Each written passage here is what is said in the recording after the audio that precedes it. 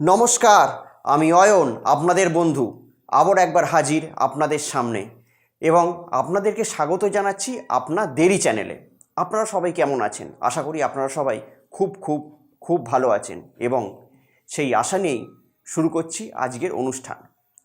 আজকের অনুষ্ঠানটা একটু অন্যরকম। আজকের অনুষ্ঠান হচ্ছে রাহুকাল।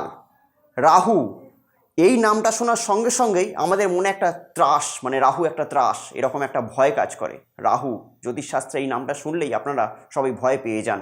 রাহু যখন দশা আসে কিংবা রাহুর যখন অন্তর্দশা আসে তখন আপনারা ছুটে চলে যান বিভিন্ন অ্যাস্ট্রোলজারের কাছে যে এই হয়তো আমার জীবনটা এবার ছাড়খাড় হয়ে যাবে, আমার জীবনে সমস্যা এবার থেকে হয়তো শুরু হবে। এতদিন আমি হয়তো একটা ভালো একটা জব করছিলাম, আমার রাহুর দশা শুরু হলো কিংবা রাহুর অন্তর্দশা শুরু হলো, এখন হয়তো আমার জবটা চলে যেতে পারে। তো এই বিভিন্ন রকমের ভীতি নিয়ে আপনারা ছুটে চলে যান বিভিন্ন অ্যাস্ট্রোলজারের কাছে। এই রাহু নামটা শোনার সঙ্গে সঙ্গেই এর যখন দশা এবং অন্তর্দশা আসে। আজকে সেই আমি আলোচনা করব রাহুকাল এইটি কি। প্রতিদিনই আমাদের একটি সময় নির্ধারিত থাকে, মানে 1.5 ঘন্টা সময় নির্ধারিত থাকে রাহুকাল হিসেবে। তো সেইটি নিয়ে আমি আজকে আলোচনা করব যে রাহুকাল কোন কোন টাইমিংয়ে থাকে, সেই সময় কি আমাদের শুভ কাজ করা উচিত কি একদমই শুভ কাজ করা উচিত না, সেই ব্যাপার নিয়েই আজকে আমার মূল ভিডিওটি। যদি আমার ভিডিওটি আপনাদেরকে ভালো লাগতে শুরু করে তাহলে অতি অবশ্যই ভিডিওটিকে লাইক করবেন। আর যারা আমার চ্যানেলে নতুন ভিউয়ার্স, অর্থাৎ যারা আমার চ্যানেলটিকে এখনও পর্যন্ত সাবস্ক্রাইব করেননি, তারা অতি অবশ্যই চ্যানেলটিকে সঙ্গে সঙ্গে সাবস্ক্রাইব করে নিন, কেননা এরকম মজাদার ভিডিও তো আপনাদেরকে পেতে হবে। তো যাই হোক, মূল ভিডিওটি শুরু করার আগে একটা ছোট গল্প আমি আপনাদের সঙ্গে শেয়ার করতে চাই। রাম এবং রাবণের মধ্যে যুদ্ধের সময় দুই পক্ষেরই সেনা তৈরি ময়দানে। সেই যুদ্ধের সময় শ্রী রামচন্দ্রের মনে একটি প্রশ্ন জাগলো। তিনি হঠাৎ তার সেনাদেরকে একটি কথা বললেন। সেই কথাটি শুনে তার সেনারা একটু হতবাক হয়ে গেল।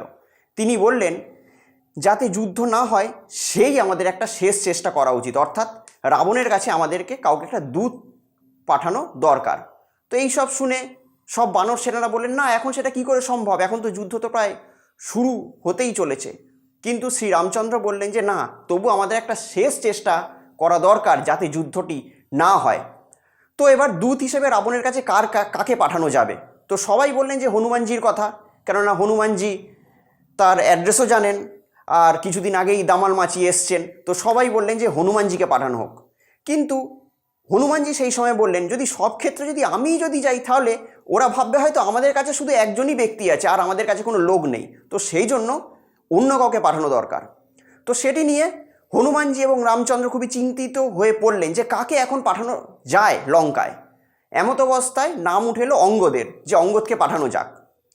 তো সেক্ষেত্রে রামচন্দ্র ভাবলেন যে হ্যাঁ, অঙ্গদকে পাঠানোই এখন ঠিক হবে। তখন অঙ্গদকে দূত হিসেবে পাঠানো হলো এবং তাকে বলা হলো যে যাও, তুমি গিয়ে রাবণের সঙ্গে এমনভাবেই কথা বলবে যাতে আমাদের উদ্দেশ্যও হাসিল হয়ে যায় এবং রাবণেরও যাতে ক্ষতি না হয়। এখান থেকে কি শেখা যায়? দুটো জিনিস কিন্তু এখান থেকে শেখা যায়। নাম্বার 1, বড় থেকে বড় অপরাধীকেও শাস্তি দেওয়ার আগে একটা শেষ সুযোগ দেওয়া উচিত তাকে শুধরানোর। আর নাম্বার 2, সবসময় প্ল্যান বি রেডি রাখতে হবে। অর্থাৎ হনুমানজির জায়গায় গেলেন অঙ্গদ, অর্থাৎ আমাদেরকে সবসময় একটা সেকেন্ড একটা লাইফ লাইন রাখা উচিত আমাদের লাইফে। অর্থাৎ আমাদেরকে প্ল্যান এর জায়গায় প্ল্যান বিকেও রেডি রাখতে হবে, কেননা কোনো কারণে যদি প্ল্যান এ যদি আমাদের সাকসেস না হয়, প্ল্যান বি দিয়ে আমরা আমাদের উদ্দেশ্যকে সফল করব। যে কোনো ক্ষেত্রেই হোক, নিজের কর্মক্ষেত্রে হোক কিংবা কোনো সংস্থাই হোক, প্ল্যান বি যদি না রেডি থাকে তাহলে সেই সংস্থা বেশি দূর এগোতে পারে না। তো এরকমভাবে যদি প্ল্যানিং করে আপনারা আপনাদের ডেইলি লাইফকে সাজান, দেখবেন আপনারা আস্তে আস্তে সফলতার শিখরে পৌঁছবেন। তো যাই হোক, আমাদের মূল আলোচ্য বিষয় ছিল রাহুকাল নিয়ে। তো রাহুকাল এমন একটা সময়, সেই সময় কোনো রকম কোনো শুভ কাজ কিন্তু অতি অবশ্যই করা যায় না।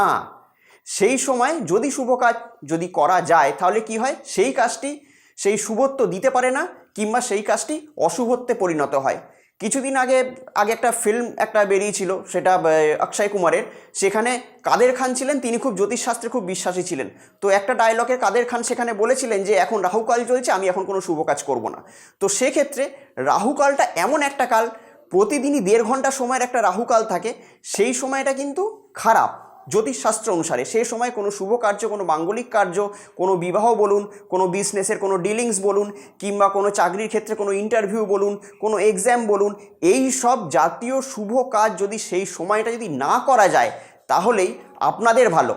তো আমি সেই টাইমিংটা আপনাদেরকে অ্যাডভান্স দিয়ে দিতে চাই, যে সেই টাইমিংটাকে আপনারা রেখে যাতে আপনাদের সফলতার দিকে আপনারা এগোতে পারেন, সেই টাইমিংটাকে আপনারা যাতে কাজে লাগাতে পারেন, অর্থাৎ সেই টাইমিংটাকে বাদ রেখে যাতে আপনারা কাজ করতে পারেন। তাতে কি হবে, ওই টাইমিংয়ে আপনারা যদি কাজ করে ফেলেন তাহলে আপনাদের তো কাজ সফল হবে না।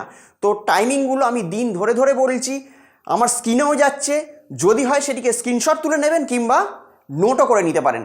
টাইমিংগুলো ভালো করে শুনুন। সোমবার রাহুকাল চলে সকাল 7:30 থেকে সকাল 9টা পর্যন্ত। মঙ্গলবার রাহুকাল চলে দুপুর 3টে থেকে বিকেল 4:30 পর্যন্ত। বুধবার রাহুকাল চলে দুপুর 12টা থেকে দুপুর 1:30 পর্যন্ত। বৃহস্পতিবার রাহুকাল চলে দুপুর 2টো থেকে বিকেল 3:30 পর্যন্ত। আর শুক্রবার রাহুকাল চলে সকাল 10:30 থেকে দুপুর 12টা পর্যন্ত। শনিবার রাহুকাল চলে সকাল 9টা থেকে সকাল 10:30 পর্যন্ত। আর রবিবার রাহুকাল চলে বিকেল 4:30 থেকে সন্ধে 6টা পর্যন্ত। তো যাই হোক, এই টাইমিংগুলো খুবই ক্রুশিয়াল টাইম। আশা করি ইউটিউবে এর আগে আপনাদেরকে কেউ এই টাইমিংটা দেয়নি। এই টাইমিংটা আমি আপনাদেরকে ডিজাইন করে দিলাম। এই টাইমিংটা বাদ রেখে যে কোনো শুভ কাজ করবেন, দেখবেন আপনাদের সফলতার দিকে আপনারা যেরকমভাবে এগোচ্ছিলেন তার থেকেও আরও দ্রুত গতিতে আপনারা এগোতে পারবেন। তো যাই হোক, এই যে টাইমিংগুলো আমার স্ক্রিনে গেল, আপনারা স্ক্রিনশট তুলে রাখবেন কিংবা নোট অতি অবশ্যই করে রাখবেন। এই ভিডিওটি কিন্তু খুবই ভাইটাল একটা ভিডিও। তো এরকমই ভাইটাল ভিডিও পেতে গেলে আমার চ্যানেলের দিকে আপনাদেরকে নজর রাখতে হবে এবং আমার এই চ্যানেলটিকে অতি অবশ্যই আপনাদেরকে সাবস্ক্রাইব করে রাখতে হবে। তো আবার হাজির হব অন্য কোনো দিন নতুন কোনো মজাদার ভিডিও নিয়ে। ততদিনের জন্য সুস্থ থাকবেন, ভালো থাকবেন এবং নিজের পরিবার পরিজন, আত্মীয় স্বজন সবাইকেই ভালো রাখবেন। ততক্ষণের জন্য নমস্কার।